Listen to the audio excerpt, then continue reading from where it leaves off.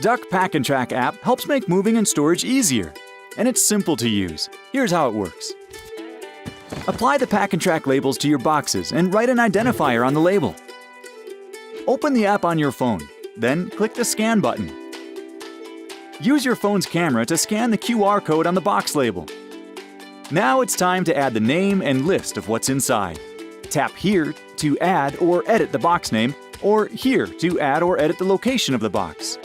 The name should match the identifier you wrote on the label of your box. You can say the name into your phone. Kitchen 1. Or if you'd rather type in the name of the box, toggle to keyboard mode. Now it's time to make your list of items in the box. Click Add Item. Speak or type the contents of the box. Pots and pans. When speaking, say the word "and" in between each item. You can also take photos of each item.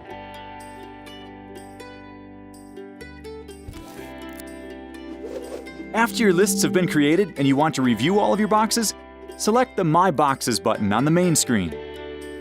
You can sort your view by the name of the box or the location where it's being stored. Just click on the box name or location to see a list of the items in the box.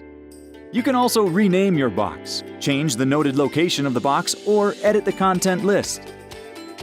Click on the Pics tab to see any pictures you took, add new pictures, or access pictures from your phone's camera library.